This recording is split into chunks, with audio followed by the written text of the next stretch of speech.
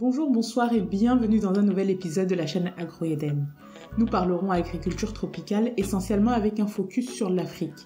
Nous aborderons des sujets d'actualité mais aussi des concepts et définitions. Je suis Muriel, ingénieure agronome afropreneur. L'objectif est de démystifier l'agriculture. Si tu veux gagner du temps dans tes projets agricoles, écoute mes conseils, abonne-toi et active la cloche des notifications pour être informé de la publication de chaque nouvelle vidéo. Aujourd'hui, nous allons parler de l'agriculture conventionnelle.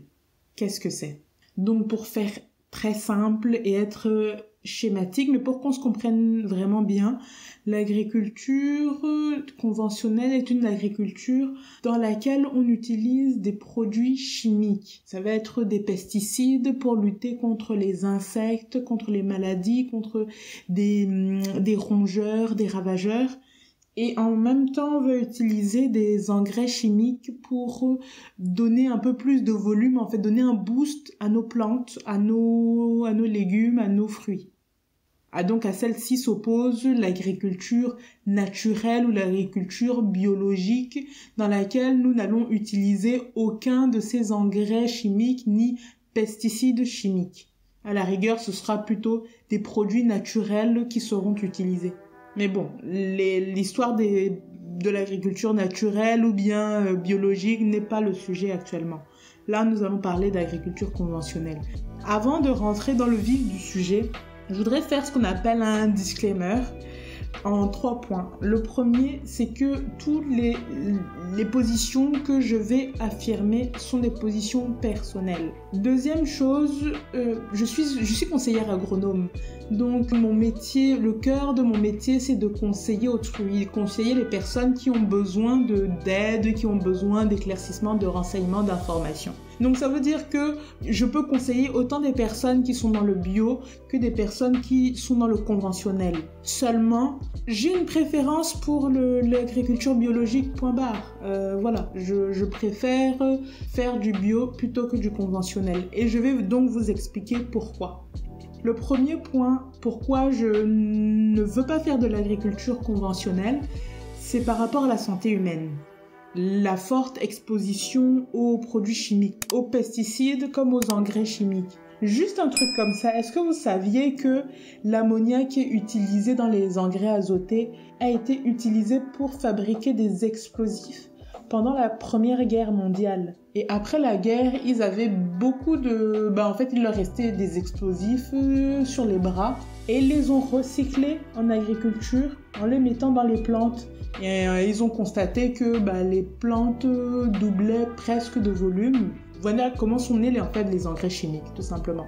Voilà, pour moi, c'est un peu parlant dans le sens où on utilise un produit qui tue des explosifs et qu'on intègre dans le vivant, dans le sol ou dans les plantes. Ça me paraît toujours étrange quand j'y pense, mais voilà. Encore une fois, c'est ma position, c'est ma vision des choses. Je rajoute en post-production qu'il est reconnu aujourd'hui qu'en milieu professionnel, des liens existent entre le cancer du cerveau, de la prostate, de l'ovaire, du poumon et de la peau lorsqu'on est très exposé aux pesticides et autres engrais chimiques. Le deuxième point, c'est la pollution des sols, des eaux et la contamination des aliments. Je ne sais pas si vous avez entendu parler de cette histoire à l'époque, le chlordécone. Donc le chlordécone est un insecticide qui lutte contre les charançons du bananier. Et aux Antilles, ils l'ont utilisé dans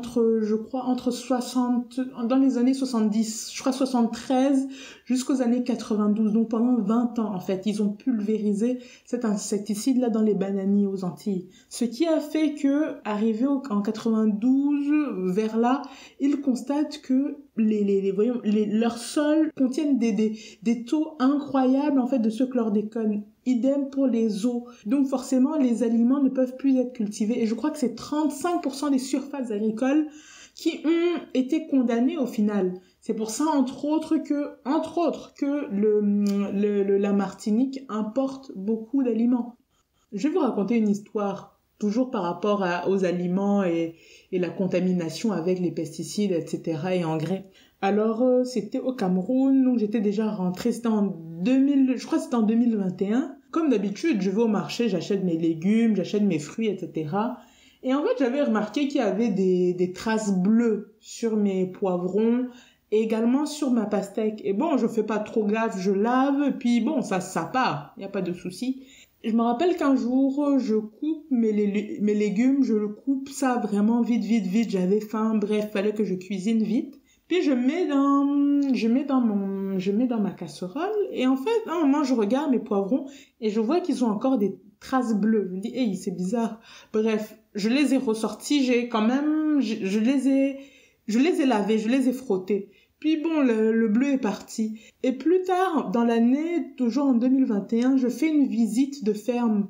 Et c'était une personne qui produisait des pastèques. Et la personne, je crois qu'elle devait récolter, les pastèques étaient prêtes à la récolte, elle devait les récolter, les récolter et les vendre peut-être une semaine après notre passage. Et en fait, donc quand on rentre dans le terrain, déjà, elle nous dit qu'elle vient juste de mettre les engrais. Pourtant, elle va récolter la semaine d'après. Et en fait, il faut savoir que quand on met des engrais, c'est stipulé. C'est pas des blagues. On ne dit pas ça au hasard.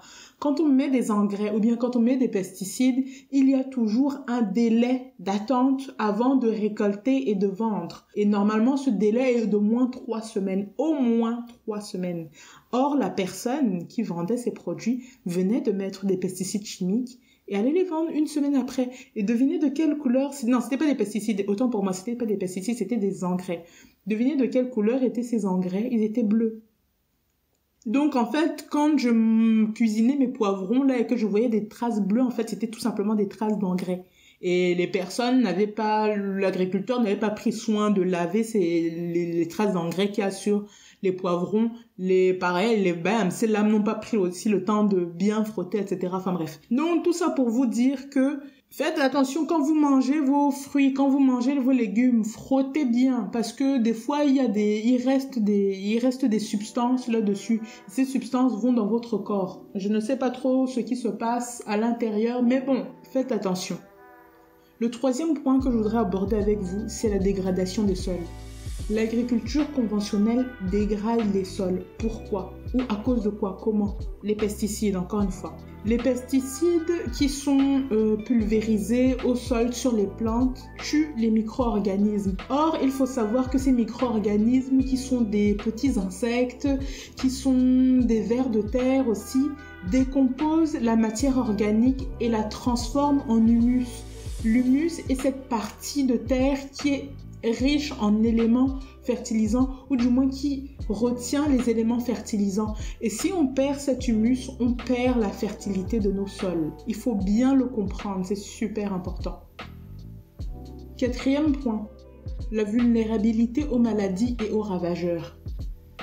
Alors l'agriculture conventionnelle, c'est aussi beaucoup la monoculture à grande échelle. Qu'est-ce que j'entends par monoculture? C'est la culture d'une même espèce sur un champ. Et pourquoi je parle de vulnérabilité aux maladies et aux ravageurs? Parce que c'est comme si, imaginez que vous dirigez une armée. Votre armée, quand elle va en guerre, en fait, elle ne sait donner que des coups de poing. Le jour où il y a une guerre et que en face de votre armée, il y a une autre armée qui a des fusils, des mitraillettes, je sais pas moi, des chars d'assaut, enfin bref, tout ce genre d'artillerie lourde. Vous vous retrouvez en fait avec une armée qui ne sait que se défendre avec un coup de poing. Est-ce que vous comprenez un peu le déséquilibre qu'il y a? C'est la même chose pour la monoculture. Une monoculture n'est pas capable de se défendre de manière adéquate en cas d'attaque par les maladies ou par des ravageurs. Je veux rajouter à ce point que la monoculture, c'est aussi la perte de la diversité biologique. S'il n'y a plus qu'une seule culture sur la parcelle, forcément, il n'y a plus de pluralité, il n'y a plus de diversité, tout simplement. Cinquième point, le changement climatique. Je sais, vous allez dire oui, le changement climatique ici, le changement climatique là-bas, les gens là nous fatiguent avec ça.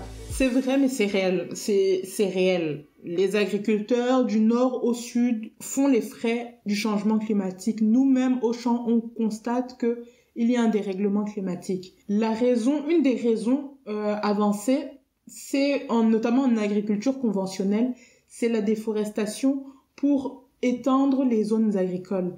Le fait de déforester, le fait de couper les arbres libère du dioxyde de carbone. Il faut savoir que le dioxyde de carbone est un gaz à effet de serre qui provoque le réchauffement.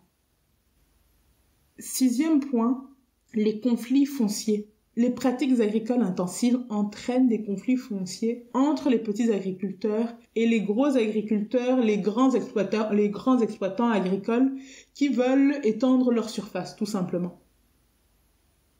7e point, les problèmes de sécurité alimentaire, surtout en Afrique. En fait, on constate que les pratiques agricoles conventionnelles poussent les agriculteurs à négliger les systèmes alimentaires locaux au profit de cultures d'exportation comme le cacao, le café, bref, des cultures que les Africains ne consomment pas nécessairement. Voilà donc en 7 points pourquoi l'agriculture conventionnelle et moi, c'est non. Maintenant, évidemment, tout le monde est libre de pratiquer l'agriculture qu'il veut. Et j'entends souvent que Muriel, pour faire du profit, laisse-nous l'agriculture biologique, laisse-nous l'agriculture naturelle, etc. Nous, on veut produire, on veut faire de l'argent. Et avec l'agriculture conventionnelle, c'est beaucoup plus simple, c'est beaucoup plus rapide. C'est vrai, mais les gens ne comprennent pas en fait qu'à long terme, c'est peut-être un mur.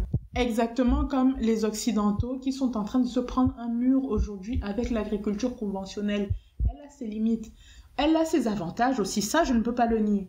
Mais faisons un petit peu le pour et le contre et essayons de rationaliser nos choix en agriculture. Voilà, c'est tout pour moi aujourd'hui. Nous nous retrouvons prochainement pour une nouvelle vidéo. Merci beaucoup pour votre écoute. Prenez soin de vous.